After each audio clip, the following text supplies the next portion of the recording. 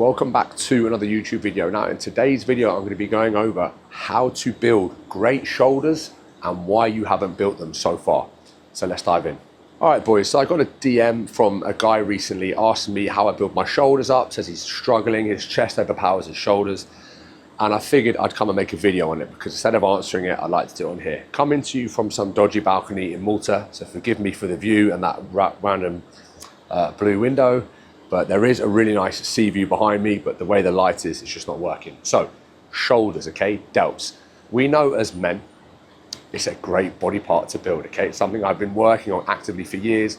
If I sit like this, I've been able to build some decent shoulders over the years. If I sit like this and like if I stand normally, I have decent shoulders. If I like angle it right and push myself in like this, you can see it looks like I've got this massive shoulder, when really it's like, it's decent. It's not huge, but again, it's the way you see these guys with these big shoulders. It's because they push it into their side. Now, men, boys, chaps, friends, if you have no shoulders, there's a few things I want to dive into, okay? First things first, there is this myth that to build big shoulders, you have to become very good at pressing overhead. You need a shoulder press and military press. And although this is obviously going to benefit you, I'm a big fan of overhead pressing, as I've said in more videos. The overhead press or the seated dumbbell shoulder press is predominantly an anterior delt exercise, a front delt exercise. If you look at the shoulder, okay, you can see that the front head you have the front head, the anterior head, you have the medial head here, this big like round head, and then on someone that has one, you have a rear head. Probably the wrong guy to show you this, okay? In an overhead press or a seated dumbbell press, we tend to predominantly work this front head of the shoulder, okay? But really, in order to have great visual delts and that 3D capped round shoulder, we need to have well-developed rear delts, okay? Posterior head of the delt, and a well-developed medial head of the delt, okay? I've done videos on lateral raises and why they're so important. So, first things first, the reason why my shoulders look so much bigger than they are, first of all, because I'm really lean at the moment. If you look, I'm pretty much in like top shape at the moment. Second of all, I have a developed medial head. You can see like, doesn't look like anything, small skinny shoulder, and as I like push it into myself, it creates this big roundness here. And as you can see guys, my rear delt needs work really, because I spent years and years and years lateral raising, but my rear delt could do with being bigger. And this is something I've been actively working on over the last few years. It's like you can see how my medial head sits big, but my rear head, unless I kind of come back here or have like a pump, my rear delt isn't great. I do not overhead press, guys. I know I tell you guys to overhead press because most of the guys watching this just don't have any muscle to begin with. Not saying you, the guy watching this. A lot of people could do with building more muscle. I'm at a stage now where I'm kind of happy with my physique. It's more about just fine-tuning things. So we want to spend more time lateral raising and more time on rear delts, which means putting more training volume to these muscles, okay? So if I'm running a push-pull legs upper, a 4-day split, or an upper lower split, I'll sometimes start my day or start my push workout with lateral raises because it doesn't really affect my pressing, okay? Remember guys, the anterior head of the shoulder, the front delt, works in any press, flat press, incline press, shoulder press. The rear head of the shoulder works with any row, low row, mid row, high row, pull down. Whereas the medial head of the delt only works when the arm comes away from the body. It's called lateral abduction when it goes that way. You can have a cable lateral raise, a dumbbell lateral raise, behind the back cable raise, a machine lateral raise where you kind of come up with the elbows. It doesn't matter, pick the one that you feel. When I do a cable lateral raise from the front, I massively feel it in my traps. If I do a seated lateral raise, I massively feel it in my traps. If I like lean myself over on a bench, bring my arms slightly in front and kind of do my lateral raise this way with less load, I get a great contraction in my medial head of the shoulder. So that's the one I obviously do. When it comes to rear delts as well, so you think at the start of a push workout, don't be afraid to start off with 3 or 4 sets of lateral raises when you are fresh. It's not going to affect your flat dumbbell press.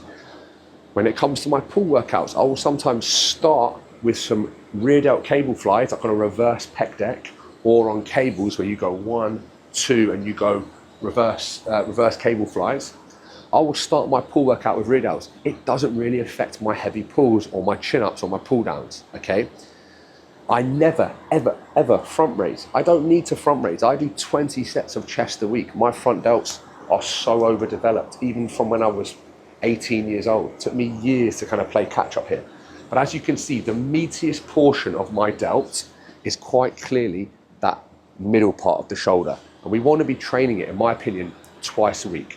So when I decided that I had small shoulders, it was 6 sets of lateral raises a week, 6 sets of rear delts a week.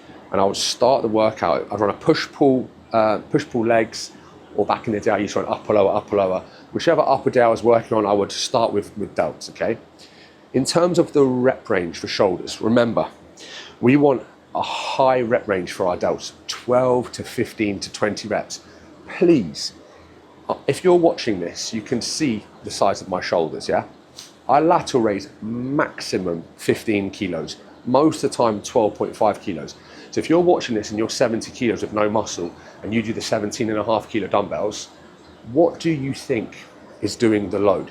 Okay, is doing the work. If you've got dumbbells here and you're going up here, or if you're going these weird shrug things, it doesn't work your shoulders. We want to target the muscle. Think, shorten position with a dumbbell, yeah?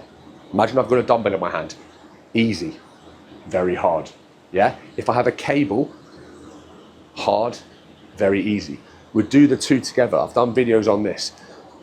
In terms of tempo, slow and controlled, pausing in the extremes. Muscles are weak in the extremes. If I have 17.5 kilo dumbbells and I go and throw them up here, and by the time they get up, it's just a shrug with my trap. My arms are completely bent. There's zero work in my delt, and then I drop them, and I shrug them and I drop them. My delts aren't going to grow. I will sometimes use 6 to 10 kilos, and I'll put myself on an incline bench here, lean myself forward, and from here I'll just go boom, 3, 2, 1. And if you think about the dumbbell, by stopping here, it's still hard here. There's nothing happening here. So you start your lateral raise here, you come to here, 3, 2, 1, there. Boom, 3, 2, 1, there. We keep constant tension on the delt, trying to put as much blood flow in there as possible. Rear delts are exactly the same. If you imagine I'm on a pec deck now, and I'm facing, we have our pec fly, you face the other way, you have your reverse pec deck. From here, you put your hands in and you're going to kind of do your reverse pec deck here. What we don't want to do, boys, is shrug it and bring it back here. The minute this happens, think about the trapezius. It's like a kite. It sits up with the neck. It's a huge muscle, yeah? This trap, that is all trap. When you do your rear delt flies, again, I've got videos on this. Depress the scapula, come down with the shoulder and protract forward, yeah? So think reverse pec deck or cables, whatever you've got, forward, down. From here, you're going to come just to there, boom. From here, just to there. We do not need to go to here, do we? If we get our cables and then we squeeze our shoulder blades together and retract our shoulder blades, the traps and rhomboids take over the movement. Rear delts, down and forward, here. Lateral raises, here to here. It's not about loading up with loads of weight. If you prioritize your rear delts at the start of your workout, your pull workout, your lateral raises or your medial delts at the start of your push workout, you'll lift more load, you'll be fresh, you'll have better form, and you'll grow better shoulders. If you go into a push workout, flat press, incline press, shoulder press, triceps, dips, and at the end of your workout, you crack out a couple of lateral raises, of course, they're not going to get much love. It's like doing 3 sets of rope push downs at the end of a tricep workout when your goal is primarily to blow up your arms. No, you probably need an arm day, or you probably need more arm volume. The delts are no different. Load your rear delts 2 to 3 times a week. Load your medial delts 2 to 3 times a week. Don't worry about your front delts because they get hit in all presses. Don't obsess over overhead pressing, obsess over raises and flies. And guys, if you want to learn how to do all these movements correctly, build muscle, lose body fat, and maintain it for a lifetime, I've got all the links to my courses below. I have my complete physique course, which is below, which is super cheap. And then if you want serious training with me one-to-one, my premium link is below as well. If not, you don't need to get anything. I appreciate you watching the videos, and I'll see you in the next one.